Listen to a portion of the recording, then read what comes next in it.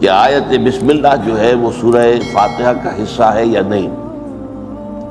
تاہم چونکہ ایک موقف یہ ہے کہ آیت بسم اللہ بھی سورہ فاتحہ کا جز ہے، اس میں شامل ہے، نہ بھی ہو تب بھی ظاہر بات ہے کہ اس سے پہلے لکھی ہوئی تو ہے مصحف کے اندر۔ تو آج آیت بسم اللہ کے بارے میں بات ہوگی۔ یہ آیت بسم اللہ جو ہے، جیسا کہ میں نے ابھی عرض کیا آپ سے، اختلاف ہے۔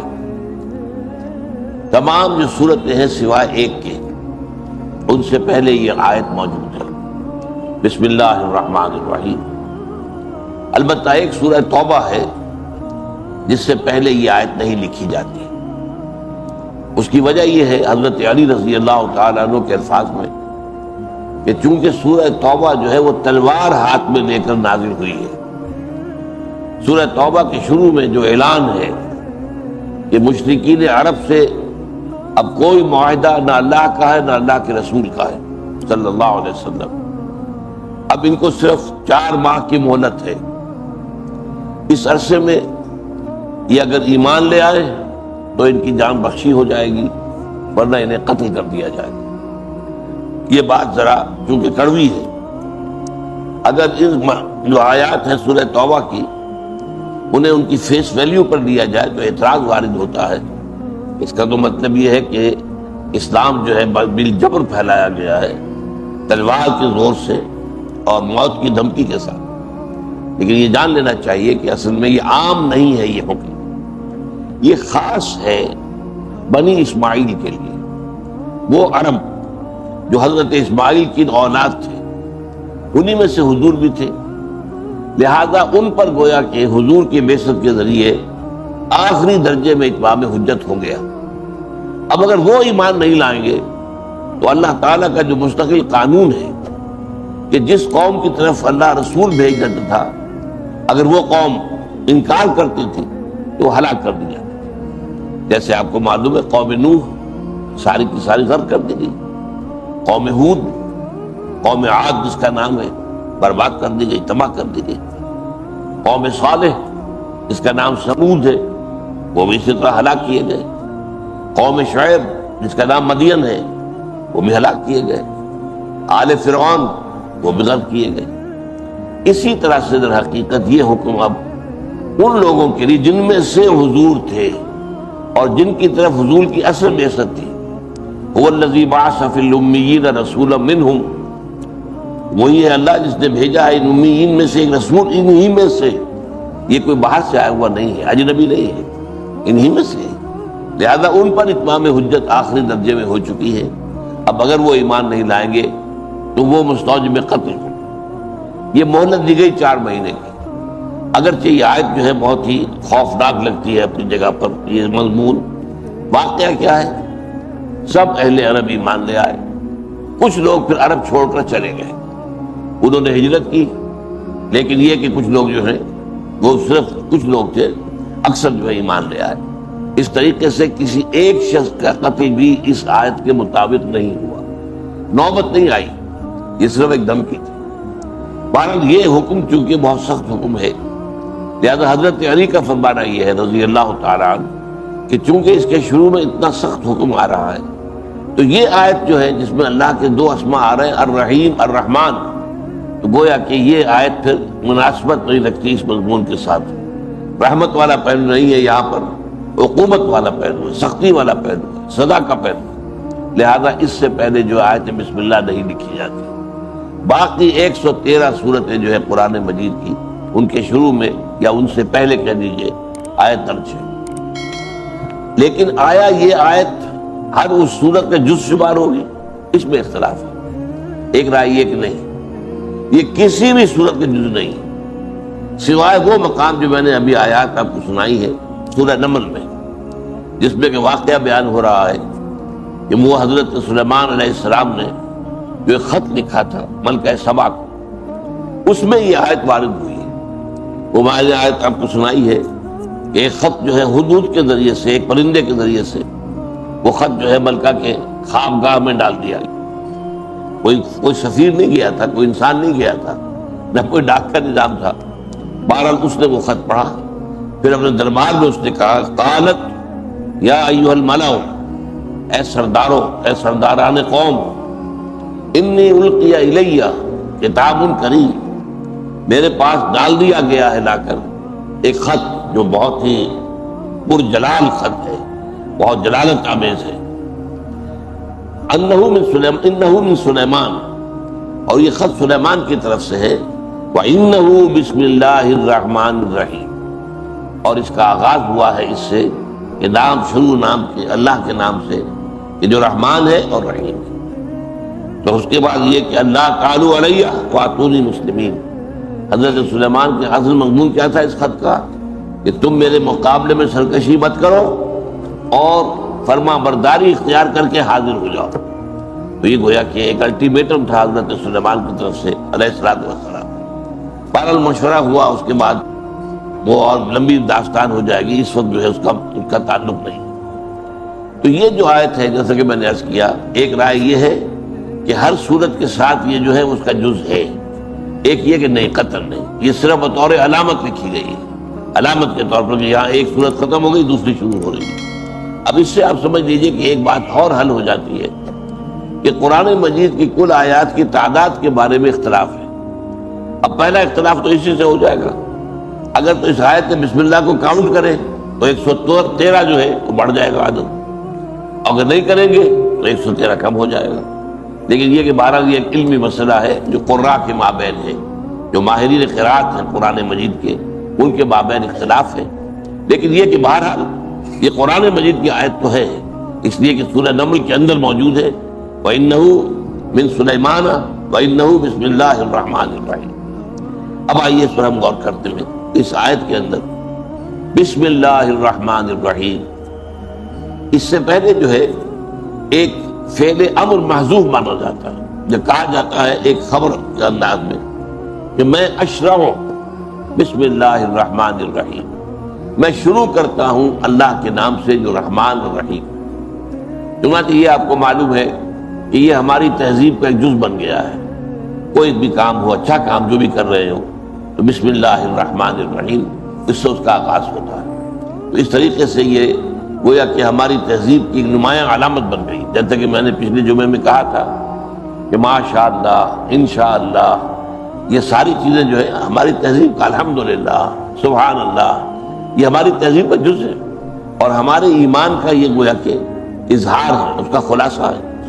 تو جو کام بھی آدمی کرے شروع، وہ کھانا کھانے میں بیٹھا ہے بسم اللہ پڑھے، کوئی اور اچھا کام کرنے لگا ہے بسم اللہ الرحمن الرحیم پڑھے۔ تو یہ گویا کہ اللہ کے نام سے یہ اسم کا لفظ جو ہے اگر علیحدہ لکھا جائے گا تو اسم لکھا جائے گا۔ اسمہ احمد سورہ صف میں ہے، یہ وہ جن کی خبر دی تھی حضرت عیسیٰ علیہ السلام نے کہ میرے بعد ایک رسول آئیں گے اسمہ احمد، جن کا اسم گرامی احمد ہوگا۔ تو علیحدہ لکھا جائے گا تو اسم الف اس کے پہلے جو ہے وہ بولا جائے گا، لیکن یہ کہ یہ اصل میں اضافی ہے، لہٰذا بے جب شامل ہوئی تو الف نکل گیا۔ بسم اللہ، بے اسم اللہ نہیں ہے، بسم اللہ، بے اور سین جو ہے جڑے ہوئے۔ بسم اللہ الرحمن الرحیم۔ اب اصل جو مضمون ہے اس آیت مبارکہ کا وہ یہ ہے کہ اس میں اللہ تعالیٰ کے 3 اسماء آ رہے ہیں۔ آج ہمیں ساری گفتگو انہی کے بارے میں کرنی ہے۔ سب سے پہلا اللہ، پہلی بات تو یہ جو لفظ ہے سب سے زیادہ عام ہے اللہ کے لیے، قرآن مجید میں بھی ہماری بول چال میں بھی، اس لیے ایک رائے یہ ہے کہ یہ اللہ تعالیٰ کا اسم ذات ہے، اللہ کا اسم ذات ہے۔ لیکن ایک رائے یہ ہے کہ اللہ کا اسم ذات کوئی نہیں ہے، اللہ کے تمام اسماء جو ہیں وہ صفاتی ہیں۔ جیسے رحیم، رحم کرنے والا، یہ نکرہ ہے، اس کے آخر میں تنوین آ رہی، رحیم الرحیم، یہ نام ہو گیا اللہ کا۔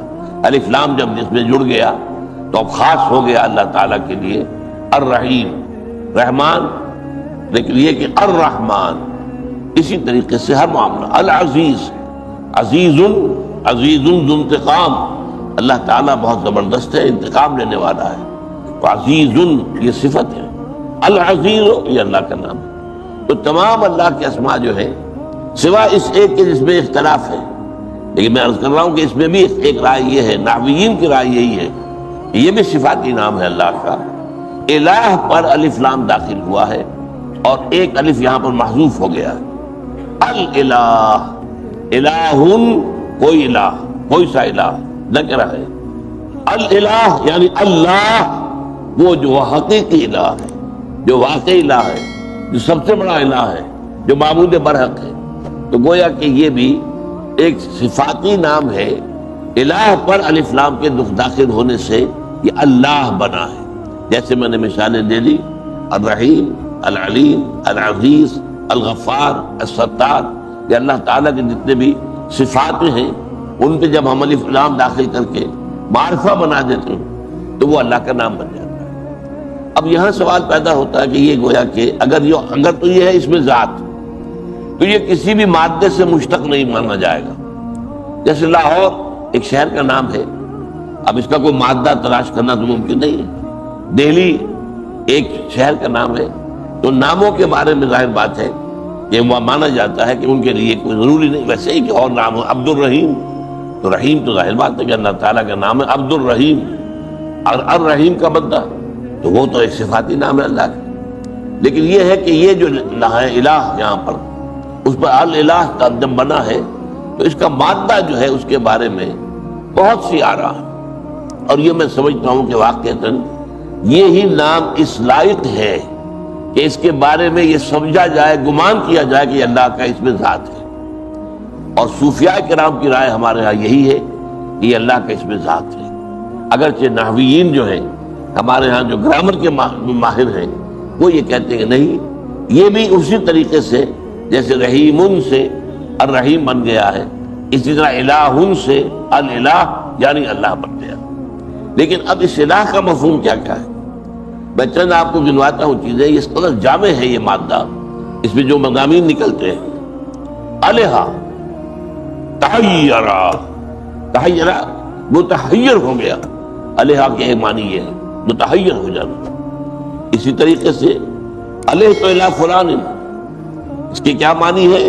اے سکن تو الہ، میں نے فلاں کی طرف الہ تو اس کے معنی کیا ہے کہ میں نے اس کی طرف سکون حاصل کیا، اس کے قریب جا کر مجھے سکون حاصل ہو گیا.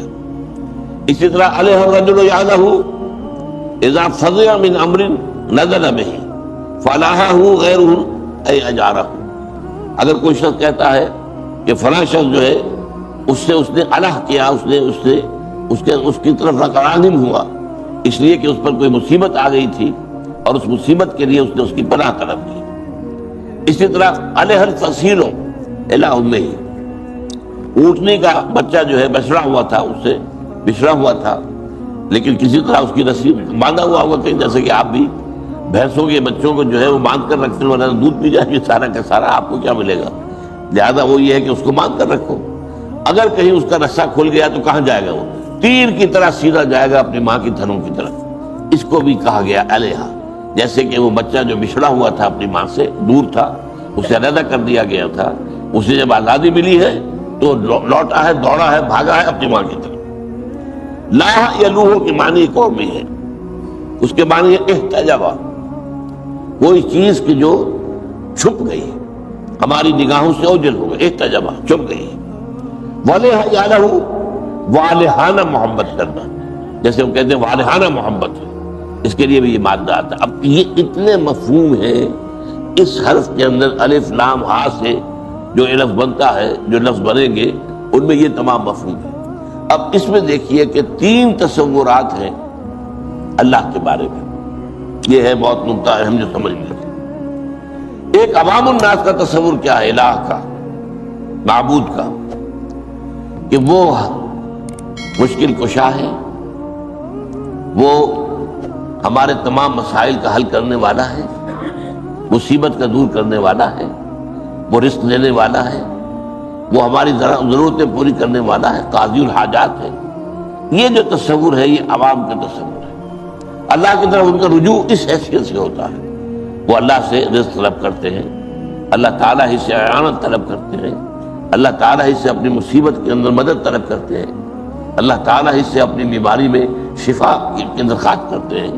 تو اس معنی میں عوام الناس کا تصور جو الہ کا ہے وہ یہ ہے کہ اپنی حاجت روائی کے لیے، اپنی مشکل کشائی کے لیے، اپنی بیماری کے دور کرنے کے لیے، اپنی ضروریات پوری کرنے کے لیے انسان جس طریقے سے وہ جو اونٹ کا بچہ جو ہے وہ بچھڑا ہوا تھا، علیحدہ ہوا تھا اپنی ماں سے، باندھ رکھا تھا آپ نے، جیسے ہی وہ کھلا وہ سیدھا گیا ہے ماں کی طرف، اسی طرح جیسے ہی انسان تکلیف میں مبتلا ہوتا ہے، کوئی مسئلہ اس کو دامنگیر ہو جاتا ہے، کوئی مشکل پیش آ جاتی ہے، اللہ کی طرف رجوع کرتا ہے۔ یہ معبود کا تصور جو ہے عوام الناس کا ہے، لیکن جو فلسفی ہیں ان کا تصور کیا ہے؟ وہ ہستی کہ جس کے بارے میں کچھ نہیں جان سکتے ہیں، تحیر، حیران، اللہ کی عظمت کا کوئی اندازہ ہم کر نہیں سکتے، اللہ کی ذات کا تو کوئی تصور تک ممکن ہے۔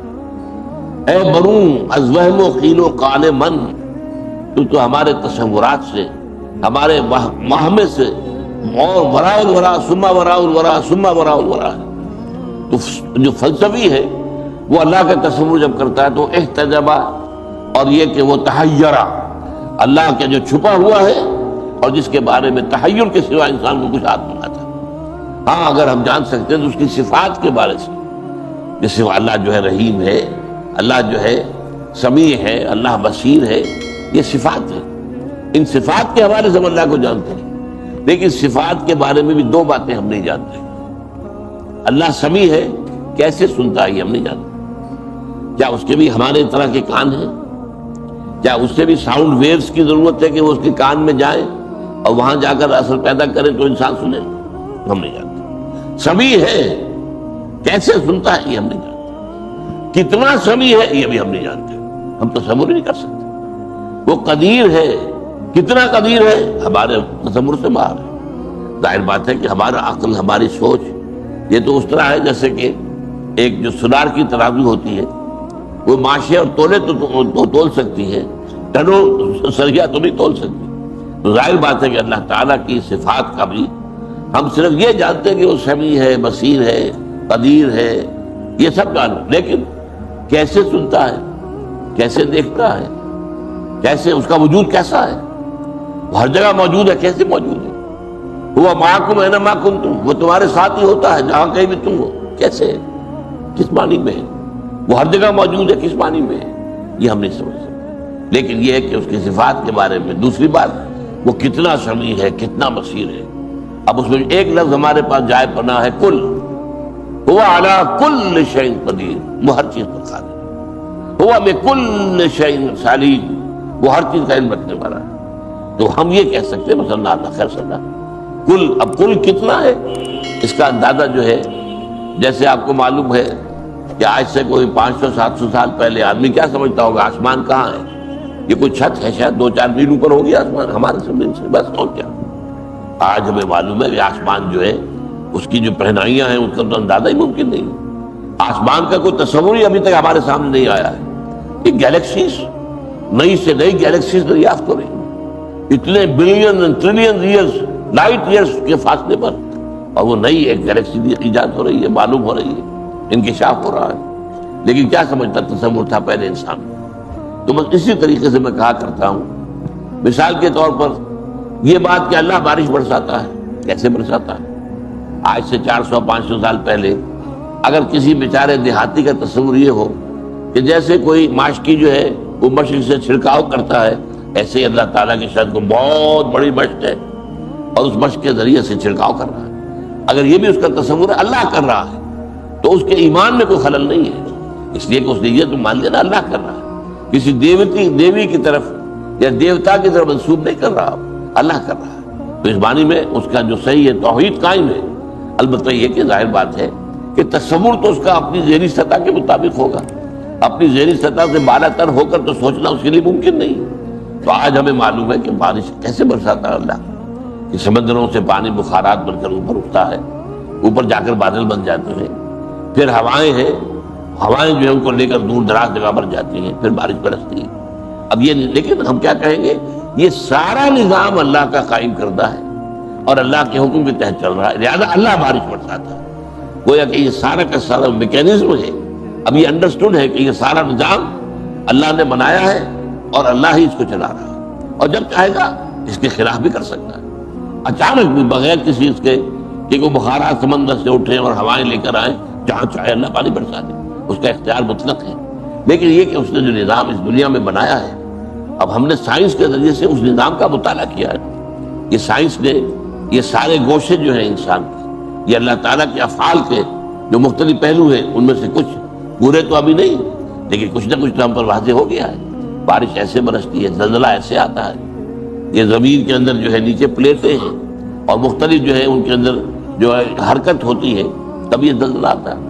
کسی زمانے میں لوگوں کا کیا خیال تھا کہ ایک بہت بڑا بیل ہے، سانڈ ہے، اور اس کے سینگوں کے اوپر جو ہے زمین ٹکی ہوئی ہے، وہ ایک سینگ پر ہوتا ہے، جب ذرا تھک جاتا ہے تو ذرا سینگ بدلتا ہے، دوسرے سینگ پہ لے لیتا ہے، تو اس سے زلزلہ آتا ہے۔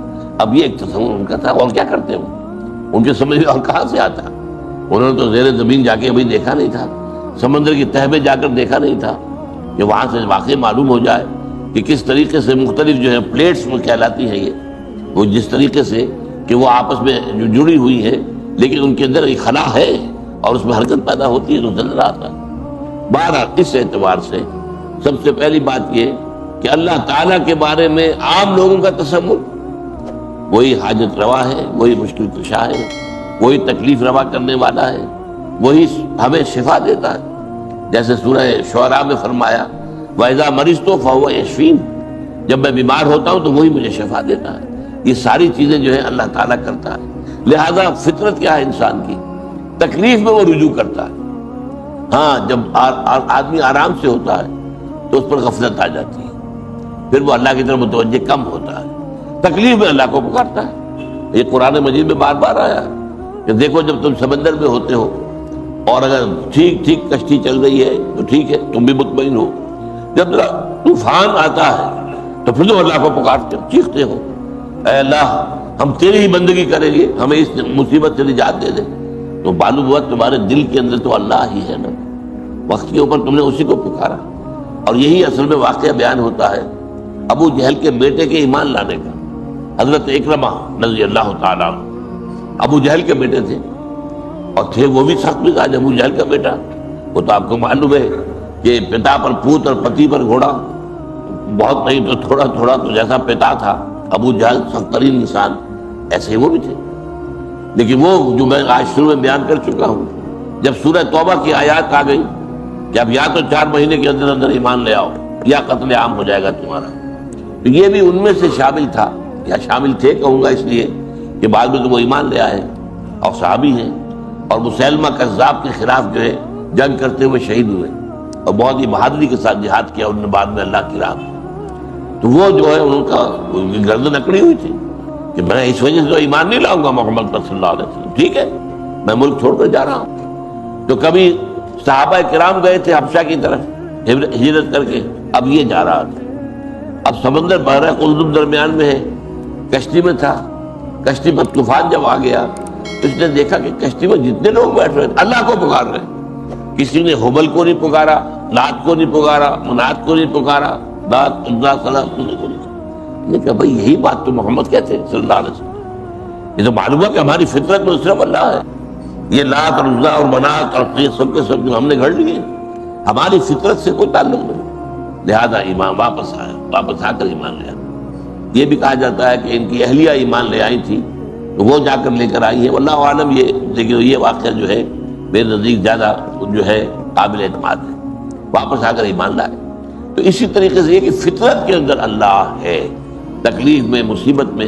البتہ یہ کہ جب ذرا راحت ہے، آسائشیں ہیں، پیسے کی ریل پیل ہے، تب اللہ تعالیٰ یاد نہیں رہتا اکثر و بیشتر لوگوں کو، پھر وہ بھول جاتا ہے اللہ کو، اس کی طرف توجہ پھر اتنی نہیں ہوتی۔ کسی کو اصل میں کہا گیا ہے نا، حضور نے فرمایا ما قل و کفا خیر مما کثر و علا، اگر تمہیں پاس رزق کم دیا جا رہا ہو لیکن کفایت کر جائے، کسی کے آگے ہاتھ پھیلانا نہ پڑے، یہ اس سے بہتر ہے کہ تمہیں بہت زیادہ دے دیا جائے اور اس کی وجہ سے تم غافل ہو جاؤ۔ غافل ہو گئے وہ تو تمہاری عاقبت برباد ہو جائے گی، پھر تو ابدی زندگی خراب ہو جائے گی۔ یہاں تنگی میں گزارا ہو گیا، میں آپ تول کر اللہ نے دیا رزق، تنگی میں بھی گزارا ہو گیا، زندگی گزر جائے گی۔ لیکن اگر غفلت ہو گئی تو بظاہر بات ہے کہ پھر تو عاقبت برباد ہو جائے گی۔ تو ما قل و کفا، کفا ضرور کہا ہے، کفایت کر جائے، انسان کی جو بھی ضرورت ہے وہ پوری ہو جائے، ہو کم لیکن یہ کہ اس سے ضرورت پوری ہو جائے، یہ اس سے بہتر ہے کہ موت ہو، محتاط ہو اور غفلت طاری کرنا۔ بہرحال ایک تصور عوام کا اللہ کا، ایک تصور جو فلاسفہ کا ہے کہ ہم کچھ نہیں جانتے اللہ تعالیٰ کے بارے میں۔ ہمیں معلوم ہو گیا معلوم ہم شد کہ ایک معلوم نہ شد، کہ ہمیں معلوم ہو گیا ہے کہ اللہ کے بارے میں ہم کچھ نہیں جانتے، اس کے صفات جانتے ہیں، ذات کے بارے میں تو سوال ہی پیدا نہیں ہوتا۔ ہمیں روکا بھی گیا ہے، حضور نے فرمایا صلی اللہ علیہ وسلم تفکروا فی آیات اللہ ولا تفکروا فی ذات اللہ، اللہ کی ذات کے بارے میں کبھی کھود کھلیز نہ کرنا، اللہ تعالیٰ کی ذات کے بارے میں غور و فکر نہ کرنا، اس کی صفات اور اس کی جو قدرتیں ہیں، جو نشانیاں تمہیں نظر آ رہی ان کے بارے میں غور و فکر کرو، ذات کے بارے میں نہیں۔ بلکہ یہ کہ بہت پیارا ہے، حضرت ابوبکر صدیق رضی اللہ تعالیٰ عنہ نے ایک مصرع کہا، کہہ لیجیے شعر نہیں، العجز عن درک الذات ادراک، اللہ تعالیٰ کی ذات سے ادراک سے عاجز ہو جانا ہی ادراک ہے۔ ہم یہی جان سکتے ہیں کہ ہم نہیں جان سکتے، بس العجز عن درک الذات ادراک، ہمارا ادراک اللہ کے بارے میں اتنا ہی ہو سکتا ہے کہ ہم اس کا ادراک نہیں کر سکتے، اپنا عجز مان لیں، تسلیم کر لیں کہ اللہ تعالیٰ کی ذات کے بارے میں ہم کچھ نہیں جان سکتے۔ اس پر حضرت علی نے گرا لگائی ہے، والبحث عن کنہ الذات اشراک، اور اگر اللہ کی ذات کی کن اس کی اصل حقیقت کو اس کے بارے میں بحث کرو گے شرک میں مبتلا ہو جاؤ، کیونکہ تم ذات کا تصور جو بھی کرو گے وہ تمہارے اپنے ذہن کی پیداوار ہوگا، یہ تم نے کوئی اور خدا گھڑ لیا ہے اپنے ذہن کے اندر، اصل خدا کی جو حقیقت ہے اس کی ذات کا ادراک ممکن ہی نہیں۔ تو اگر کوئی تصور بھی بنایا ہے تو یہ تصور تمہارے اپنے ذہن کی تخلیق ہے، یہ گویا کہ تم نے ایک اور خدا تصنیف کر دیا ہے جس کو تم پوج رہے ہو، تو گویا کہ والبحث ہو ان کنہ الذات اشراک، یہ شرک کی طرح لے جانے والی چیز ہے۔ اچھا، اب تیسری چیز میں نے ولا یادہ کے بارے میں عرض کیا، والہانہ محبت، یہ ہے صوفیہ کا تصور الہ۔ صوفیہ کے نزدیک محبت اللہ کی شدید ترین یہ ہے کہ جو اصل مقصود ہے، اور یہ قرآن میں ہے۔ ویسے تو یہ کہ ہمارے ہاں مختلف لوگوں نے مختلف چیزوں کو ذرا زیادہ اہمیت دے دی ہے اور اس میں آپس میں اختلاف شروع ہو گیا۔ حضور کی ذات نور ہے یا بشر ہے؟ بھائی بشر بھی ہے، نور بھی ہے۔ تم صرف نور کہو گے بشر نہیں ہے تو بھی غلط ہے، یہ نفی ہو جائے گی قرآن کی، قل انما انا بشر مثلکم، میں تمہاری طرح کا انسان ہوں۔ اگر تم صرف بشر کہو گے اور نور نہیں مانو تب غلط ہو جائے گا، اس لیے کہ ظاہر بات ہے کہ روح محمدی وہ نور محمدی اور روح محمدی ایک ہی ہے۔ میں نے آپ کو بتایا بارہا کہ یہ روح جو ہے ہماری نورانی ہے، جیسے فرشتے جو ہے نور سے پیدا کیے گئے اسی طریقے سے ہماری ارواح نورانی ہے، میرے اندر بھی نور ہے، آپ کے اندر بھی نور ہے۔ ہمارا نور تولا تولا ماشا ماشا، حضور کا نور اور اس کے آپ اندازہ ہی نہیں کر سکتے۔ اس نے اس نور نے اس طرح احاطہ کر دیا ہے حضور کی شخصیت کا کہ گویا کہ مجسم نور ہو گئے، جس کو ہم کہتے ہیں مجسم نور، سرتاپا نور۔ لیکن یہ کہ بہرحال وہ نور جو ہے وہ حضور کے اندر بھی ہے اور اللہ نے ہر ایک کے اندر رکھا ہے، جس کو علامہ اقبال نے جو کہا ہے کہ ای بنوک ای فکر چالاک یہود نور حق السینہ آدم رمود۔ یہ جو بینکوں کا نظام ہے، یہ سارا جو کیپٹلزم ہے جو سود اور بینکنگ کے نظام پر کھڑا ہوا ہے، اور یہ بینکوں کا جس طریقے سے غبارہ پھٹا ہے یہ آپ کو معلوم ہوگا، جس طریقے سے پورے مغرب کے اندر جو ڈپریشن آئی ہے، ان کی معیشت جو ہے وہ نیچے گئی ہے بہت تیزی کے ساتھ، ٹریلینز آف ڈالر جو ہے وہ دیے گئے بینکوں کو زندہ رہنے کے لیے۔ جس طریقے سے کوئی مر رہا ہو تو اسے آکسیجن دی جاتی ہے، اسی طرح ڈالر یہ سارے بڑے سے بڑے دیوالا ہو رہے ہیں، اور اس کو دیا گیا۔ اور بہت بڑی بحث ہے امریکہ میں اس وقت یہ کہ وہاں کے لوگ کہتے ہیں کہ یہ جو تمہارے پاس پیسے ہیں یہ ہمارے ٹیکسوں کا پیسہ ہے، یہ کیوں سرمایہ داروں کو دے رہے ہو؟ اگر بینک ختم ہو گیا تو ہو جائے، اگر کسی اور آدمی کا جو ہے کوئی کاروبار کرتا ہے دیوالا ہو گیا تو ہو گیا، آپ اس کی فوراً جا کر جو ہے داد رسی تو نہیں کرتے، تو بینکوں کو کیوں تحفظ دیا جا رہا ہے؟ یہ بحث ہے اس وقت امریکہ کے اندر۔ لیکن وہ چونکہ بینکنگ جو ہے وہ تو اس ہمارے پورے اس موجودہ اقتصادی نظام جو عالمی ہے اس کی بنیاد ہے۔ لیکن میں یہاں وہ آپ کو علامہ اقبال کا شعر سنا رہا تھا کہ ای بنوک ای فکر چالاک یہود، یہ بینکنگ کا نظام یہودیوں کی عیارانہ جو ذہنیت ہے اس کی پیداوار ہے۔ یہودی موجد ہے اس کے، بینک کا نظام آج سے تقریباً 300 برس پہلے شروع ہوا، اس سے پہلے دنیا میں نہیں تھا، لیکن یہ ہے کہ بنانے والے کون ہیں؟ یہودی۔ اور اسی بینکنگ کے نظام سے انہوں نے پہلے پورے یورپ پر قبضہ کیا، اب آپ کو معلوم ہے امریکہ پر بھی قبضہ ہے۔ فرنگ کی رگے جہاں پنجہ یہود میں ہے، اور یہ صرف جو ہے اسی سود اور بینکنگ کی وجہ سے۔ علامہ اقبال کہتے ہیں کہ نور حق اسینہ آدم رمود، اس بینکنگ کے نظام نے انسان آدم کے اندر اللہ نے جو نور رکھا ہوا تھا سینے کے اندر وہ نکال باہر کیا۔ اب انسان حیوان بن کر رہ گیا، بلکہ بھیڑیا بن کر رہ گیا، حیوان نہیں درندہ بن کر رہ گیا۔ ازربا آخر جمی زائد فتن کس نوزان لذت ہر قرض حسن، یہ ربا سے تو آپ کو معلوم ہے کہ اس کے بطن خبیث سے تو سوائے فتنوں کے اور کیا برآمد ہوگا، اور لوگوں کو معلوم نہیں رہا قرض حسن دینے کے اندر کس قدر لذت ہے۔ بھائی میرے پاس پیسہ رکھا ہے، تمہاری ضرورت ہے لے لو، ضرورت پوری ہو جائے مجھے دے دینا۔ اور اس میں بھی کہا گیا ہے کہ اگر کسی وجہ سے اس کو تاخیر ہو گئی ہے، فلاں وقت اس نے کہا تو میں دے دوں گا، نہیں دے پایا، کوئی نہیں، مہلت دو اسے۔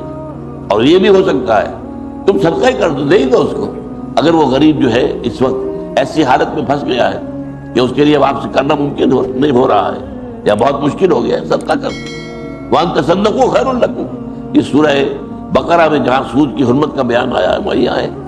اول تو یہ کہ مہلت دو اسے ادا کرنے میں، اس کے اندر یہ سختی نہ کرو کہ فوراً لاؤ، شائی لاک کی طرح۔ وہ جو شیکسپیئر کے ایک ڈرامے کا یہودی کردار تھا کہ اس نے یہ طے کر لیا تھا کہ میں قرض تو دے رہا ہوں تمہیں، لیکن تمہارے گوشت کا کوئی ٹکڑا میں لوں گا اتنا 1 پاؤنڈ، اگر تم دے نہ پائے۔ وہ نہیں دے پایا، اب اس کے بعد جو ہے وہ مقدمہ گیا ان کے یہاں، بڑا اہم واقعہ ہے۔ وہاں پر ظاہر بات ہے کہ طے تھا، کاٹو اس کے جسم سے مجھے 1 پاؤنڈ گوشت کاٹ کے لینا ہے، یہ طے ہے، معاہدہ ہے۔ اس وقت جو ہے وہ ڈینیل کیم ٹو ججمنٹ، یہ شیکسپیئر کہتا ہے کہ ایک بہت ذہین آدمی جو ہے اس وقت اس نے فیصلہ کیا کہ ٹھیک ہے گوشت تم کاٹ لو، خون نہ گرے، خون تمہارے معاہدے میں شامل نہیں ہے، لہذا گوشت لے لو، البتہ خون کا ایک قطرہ بھی گرا تو تم پکڑے جاؤ۔ تو اس پہ جو ہے اس کے توبہ کی بات آیا۔ بہرحال یہ جو ہے نظام اس دنیا کے اندر، یہ سودی نظام، یہ بینکنگ، الربا آخر جمی زائد فتن کثرت دانت لذت قرض حسن، قرض حسنہ جو ہے دینا کسی کو، اس میں کتنی روحانی لذت ہے، آدمی کو کس قدر سکون حاصل ہوتا ہے۔ میرے پاس بیکار رکھا ہوا تھا پیسہ، میں نے اس کو دے دیا ہے، اس کی ضرورت پوری ہو گئی ہے۔ میرے پاس فاضل دولت ہے اللہ تعالیٰ کی طرف سے لی ہوئی، میں نے اس کی ضرورت اس سے پوری کی ہے۔ صدقہ کرے، خیرات کرے، اور یہ نہیں تو قرض حسن تو دے۔ تو یہ جان لیجیے تیسرا تصور میں عرض کر رہا تھا کہ محبوب برحق، محبوب اصل والذین آمنوا اشد حبا للہ، یہ ایمان کی علامت ہے، ایمان کے لوازم میں سے۔ جو حقیقی مومن ہیں ان کے نزدیک شدید ترین محبت اللہ کی، یہ اگر اپنے یہ غریبانوں میں ہمیں جاننا چاہیے۔ اس کے آگے ایک اور آتی ہے محبت، اللہ کی محبت کے بعد اللہ کے رسول کی محبت، اور آپ نے فرمایا صلی اللہ علیہ وسلم لا یؤمن احدکم حتی اکون احب الیہ من والدہ وولدہ والناس اجمعین، تم میں سے کوئی شخص مومن نہیں ہو سکتا جب تک کہ میں اسے محبوب تر نہ ہو جاؤں، اپنے والد سے بھی، بیٹے سے بھی، اور تمام انسان۔ یہ حضور کی محبت اگر اس درجے نہیں پہنچی ہے تو گویا کہ پھر مومن نہیں ہو، حقیقی مومن نہیں ہو۔ حقیقی مومن وہ ہے جس کے دل کے اندر محبت، سب سے پہلے تو یہ کہ اللہ کی محبت، اور جو ایک اور آیت ہے سورہ توبہ کی جس میں جمع کی گئی 3 محبت، اور اس کے مقابلے میں 8 محبت۔ قل ان کان آباؤکم وابناؤکم واخوانکم وازواجکم وعشیرتکم واموال اقترفتموها وتجارت تخشون کسادها ومساکن ترضونها، اے نبی ان سے کہہ دیجئے یہ 8 محبتیں ذرا اپنی جو ہے وہ ایک پردے میں ڈال لو۔ باپ کی محبت، بیٹوں کی محبت، بیویوں کی محبت، بھائیوں کی محبت، رشتہ داروں کی محبت، مال کی محبت جو بڑی مشکل سے محنت کر کے جمع کیا ہے، اس تجارت کی اور کاروبار کی محبت جس کے اندر تم ڈرتے رہتے ہو کہ ساتھ بازاری نہ آ جائے، بندہ نہ ہو جائے، اور وہ محل جو تم نے بنائے ہیں، عالی شان کوٹھیاں بنائی جو تمہیں بہت محبوب ہے، ان 8 چیزوں کی محبت ایک پردے میں ڈالو۔ اگر یہ احب ہے احب الیکم من اللہ ورسولہ وجہاد فی سبیلہ فتربصوا حتی یأتی اللہ بامرہ. تین محبتیں ڈالو دوسرے پڑھنے میں: اللہ کی محبت، رسول کی محبت، اور اللہ کی راہ میں جہاد کی محبت. اب دیکھو کون سا پڑھنا بھاری. اگر وہ 8 والا بھاری ہو گیا دفع ہو جاؤ. فتربصوا، جہاد بڑھوا ہو جاؤ جہاں تک کہ اللہ اپنا فیصلہ دفع ہو. لیکن یہ تین محبتیں اگر ان 8 پر حاوی ہیں تو پھر تمہارے لیے اللہ تعالیٰ کی طرف سے بشارت ہے، پھر تمہارے لیے جنت کی خوشخبری ہے، پھر روح و ریحان و جنت نعیم ہے. تو یہ تصور ہے اللہ تعالیٰ کے بارے میں، اور یہ اتنا جامع لفظ ہے. لفظ اللہ کے اندر یہ سارے تصورات جواب ہوتے ہیں. تو حقیقت میں اگر اللہ کا کوئی اسم ذات ہو سکتا ہے تو وہ یہی ہے. اگرچہ قول یہی ہے، اور زیادہ میرے نزدیک مدنی قول یہی ہے کہ یہ بھی اصل میں صفاتی نام ہے اللہ کا، کہ الہن سے الالہ، اور اس میں سے ایک الف گر گیا ہے تو اللہ بن گیا. یہ اللہ جو ہے یہ اللہ تعالیٰ کا صفاتی نام ہے الہ سے، اور یہ 3 مفہوم اس کے ہیں اللہ کے بارے میں معبود ہونے کے. البتہ ایک جو چوتھا مفہوم آتا ہے یہ تو ہے اللہ کے تصور کے بارے میں. چوتھی چیز کیا آئے گی؟ اس کا تقاضا، وہ ہے عبادت، اس کی بندگی، ہمہ تن بندگی، ہمہ وجوہ بندگی، ہمہ وقت بندگی، اس کی اطاعت، اس کی غلامی، اس کی فرما برداری. یہ ہے کہ جو اس کا لازمی تقاضا ہے. تصور جو ہے لفظی اعتبار سے وہ یہ ہے 3، لیکن تقاضا عملی کیا ہوگا؟ وما خلقت الجن والانس الا لیعبدون. میں نے جنوں اور انسانوں کو نہیں پیدا کیا مگر اس لیے کہ میری بندگی کرے، میری اطاعت کرے، مجھ سے محبت کرے. اور یہ پہلے بہت مرتبہ مضمون یہاں بیان ہو چکا ہے کہ عبادت کا مفہوم جو ہے وہ 2 چیزوں سے مل کر بنتا ہے: اطاعت کلی اور محبت شدیدہ. صرف اطاعت نہیں، صرف اطاعت تو جبرن بھی ہوتی ہے. ہم انگریز کی بھی تو اطاعت کرتے تھے نا، لیکن ہم انگریز کی پرستش تو نہیں کرتے تھے، انگریز کی عبادت تو نہیں کرتے تھے. لیکن یہ ہے کہ اطاعت تو تھی. یہاں یہ ہے کہ اطاعت بھی کلی ہو، ہمہ تن، ہمہ وقت، ہمہ وجوہ اطاعت. اور نمبر یہ کہ یہ اطاعت اللہ کی محبت پر مبنی. یہ 2 چیزیں جڑتی ہیں. العبادت و تجمع و اصلین. امام ابن تیمیہ اور حافظ ابن قیم رحمہ اللہ نے بہت خوبصورت انداز میں کہا ہے کہ عبادت 2 چیزوں کو جمع کر کے ہوتی ہے: غایت الحب و غایت الذل والخضوع. انتہا درجے کی محبت اللہ کی، اور انتہا درجے میں اس کے سامنے بچھ جانا، مطیع ہو جانا، اس کے سامنے سرنڈر کر دینا. تو یہ ہے عبادت، یہ ہے تقاضا اس کی الوہیت کا، کہ ہم جب یہ 3 چیزیں تصورات میں اور یہ اس کے تقاضے. اب اس کے بعد جو 2 اسماء آئے ہیں آیت بسم اللہ میں، اور وہ سورہ فاتحہ میں بھی آئیں گے، الرحمن الرحیم. دونوں کا مادہ رحم، رحمت سے ہے، اور یہ واحد 2 اسماء ہیں جو ایک ہی مادے سے. اور ظاہر بات ہے کہ عام طور پر سمیع السمیع ایک ہی ہے نا، بصیر البصیر ایک ہی ہے. یہ ساری چیزیں جو ہے، لیکن یہاں رحمت سے 2 معنی دیے. ان کے معنی میں پھر لوگوں میں اپنی اپنی سوچ کے مطابق اختلاف ہوا ہے. کیا فرق ہے؟ رحمان رحیم، رحمان جو ہے یہ فعلان کے وزن پر ہے، اور اس کا خاصہ یہ عربی زبان میں کہ کسی شے کی شدت، ہیجانی کیفیت. ایک انسان نہایت غضبناک ہوگا، نہایت غضبناک، غضبان، غضبان. قرآن میں آیا ہے. حضرت موسیٰ علیہ السلام کو جب اللہ تعالیٰ نے بتایا، ابھی آپ کوہ طور پر تھے جب لینے گئے تھے دورات، کہ وہ سامری نے تمہاری قوم کو جو ہے پیچھے گمراہ کر دیا، تو فرجع موسیٰ الی قومہ غضبان آسفا. تو موسیٰ واپس آئے ہیں اپنی قوم کے بعد نہایت غضبناک حالت میں. ویسے بھی مزاج حضرت موسیٰ کا جلالی تھا. آپ کو معلوم ہے کہ ایک جو ہے فرعونی کا، ایک جو ہے وہاں کا، ایک مکہ لگایا تھا ان کے، فوقذہ موسیٰ فقضى علیہ، اور اس کی جان نکال دی تھی. تو ان کا اصل میں مزاج جلالی تھا. تو غضبان کہیں گے انتہا غضب ہونا. کوئی شخص کہے گا نا جوعان، بھائی میں بھوک سے مرا جا رہا ہوں، یہ جو جائے، لیکن جوعان، عطشان، انا عطشان، میں مرا جا رہا ہوں پیاس سے. بھائی تو یہ جو اس وزن پر آتے ہیں، اسی سے ہیجان، طوفانی کیفیت، ہیجان، وزن تو وہی ہے نا. تو رحمان میں اللہ تعالیٰ کی رحمت کی وہ شان سامنے آتی ہے جیسے ٹھاٹھے مارتا ہوا سمندر، جیسے سمندر میں طوفان، یہ طوفان اسی وزن پر ہے جو طوفانی کیفیت. تو اللہ کی رحمت کی طوفانی کیفیت، جوش انتہائی، اللہ تعالیٰ کی رحمت کا جوش. اور رحیم جو ہے یہ فعیل کے وزن پر ہے. فعیل کہتے ہیں صفت مشبہ، کوئی چیز کسی ہستی میں کوئی وصف دائم ہو، مسلسل ہو. فعیل. علیم وہ شخص جس کے اندر علم ہے اور پائیدار علم ہے، تو یہ فعیل کے وزن پر جو آتا ہے. حسین جس کے اندر حسن جو ہے پائیدار ہے، مسلسل ہے اور رہنے والا ہے. اسی طریقے سے رحیم جس کی رحمت میں تسلسل ہے. تو یہ دو کیفیات ہیں رحمت خداوندی کی. ایک میں ٹھاٹے مارتے ہوئے سمندر کا نقشہ سامنے آتا، اور ایک میں جیسے ایک دریا چل رہا ہے، اس میں وہ جوش و خروش نہیں ہوتا، وہ چل رہا ہے خاموشی کے ساتھ، بہ رہا ہے مسلسل تسلسل کے ساتھ. اب یہی دریا جو ہے آپ کو معلوم ہے، دریا سندھ کو دیکھیے. اب جو چھوٹے چھوٹے دریاؤں سے مل کر یہ دریا بنتے ہیں وہ پہاڑی نالے ہوتے ہیں.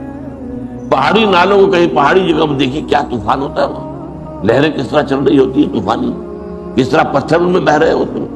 دریا سوات کو جا کر دیکھیے، کالام پر جا کر منظر دیکھیے، آپ جا کر جو ہے اور مختلف جگہوں پر جا کر دیکھیے، تو وہ جو ہے وہاں پاٹ چھوٹا ہوتا ہے لیکن گہرائی زیادہ ہوتی ہے اور جوش و خروش ہوتا ہے. لیکن آ گیا جب میدان کے اندر، اب پاٹ چوڑا ہو جائے گا، گہرائی اتنی نہیں ہوگی اور سکون کی طرح دریا بہ رہا ہے. اب ان دو کیفیات کو یوں سمجھیے کہ اللہ تعالیٰ کی رحمت کی یہ دونوں شانیں ہیں اور بیک وقت ہے. یہ آپ نوٹ کیجئے، قرآن مجید میں جب اللہ تعالیٰ کے اسماء اور صفات کا ذکر آتا ہے، درمیان میں واو نہیں آئے گا، حرف عطف نہیں آئے گا. ایک ہی استثناء ہے اس میں اور سورہ حدید میں ہے، هو الاول والآخر والظاہر والباطن، واو آ رہا ہے. لیکن آپ کو معلوم ہے سورہ حشر کے اندر 8 نام ہیں، الملک القدوس السلام المومن المہیمن العزیز الجبار المتکبر. واو نہیں ہے. اس کی وجہ کیا ہے؟ اللہ کی ساری صفات اس کی ذات میں بیک وقت موجود ہے. واو سے جو ہے وہ اس کے اندر جو ہے مغایرت پیدا ہوتی ہے، یہ اور یہ اور ہے، یہ اور ہے. نہیں، اللہ کی صفات، جملہ صفات اس کی ذات المبارکہ کے اندر بیک وقت موجود ہے. وہ بیک وقت رحمان بھی ہے اور بیک وقت رحیم بھی ہے. اس رحمان اور رحیم کے فرق کو میں ایک مثال سے واضح کیا کرتا ہوں کہ فرض کیجئے کسی جگہ پر آپ بھی جا رہے تھے گاڑی میں اپنے سے، اور آپ نے دیکھا کہ کوئی جو بس ہے اس کا ایکسیڈنٹ ہوا ہے، کتنے لوگ مر گئے. کوئی عورت ہے، اس کی لاش ہے، اس کے ساتھ اس کا دودھ پیتا بچہ چمٹا ہوا ہے. اب کسی کو پتہ نہیں ہے کس کا بیٹا ہے، کس کا بچہ ہے، یہ عورت کس کی ہے. جو شخص بھی اس کو دیکھے گا اس منظر کو کہ ماں مر گئی ہے اور یہ بچہ چمٹا ہوا اس کی چھاتی سے، تو اس کے دل میں محبت اور رحمت کا ایک طوفان آئے گا. جذبات، اگر انسان ہے وہ، اگر حیوان ہو تو بات اور ہر آدمی سوچے گا اب اس بچے کی کفالت میں اپنے ذمہ لے لوں، اس کی ذمہ داری جو ہے اس کو پالنے پوسنے کی میں لے لوں. یہ ہے وہ رحمت کا طوفان، رحمت کی ہیجانی کیفیت. آپ اس بچے کو لے آئے اپنے گھر، کچھ عرصے کے بعد ہو سکتا ہے کہ آپ سوچیں میں نے خامخواہ یہ مصیبت اپنے سر مول لے لی، میرے تو اپنے پہلی ذمہ داریاں بہت تھیں. گویا کہ وہ رحمانیت آپ کی ختم ہو گئی، رحیمیت آپ میں نہیں ہے. ایک شیخ تو تھی، لیکن جہاں اللہ کی رحمت کیا ہے اس میں وہ ہیجان بھی ہے، اس کے اندر طوفانی کیفیت بھی ہے، اور بیک وقت اس میں رحیمیت بھی ہے. وہ مستقل بھی ہے، دائم بھی ہے، پائیدار بھی ہے، تسلسل کے ساتھ ہے. اس لیے بعض مفسرین نے کہا ہے رحمان الدنیا و رحیم الآخرہ. اللہ کی صفت رحمانیت کا ظہور دنیا میں ہوتا، یہ عرضش ہے، دنیا عرضش ہے. اللہ کی صفت رحمانیت کے دوپہر یہ کائنات پیدا ہوئی، لیکن اس کی تربیت، اس کی ربوبیت یہ اللہ کی صفت رحیمیت ہے. اور رحیمیت کی شان اصل میں ظاہر ہوگی آخرت کے اندر، جہاں پہ تسلسل رہے گا، مسلسل ہوگی. اس کے لیے پھر کوئی حد نہیں ہے، کوئی انتہا نہیں ہے. تو لہٰذا اس اعتبار سے رحمان الدنیا و رحیم الآخرہ.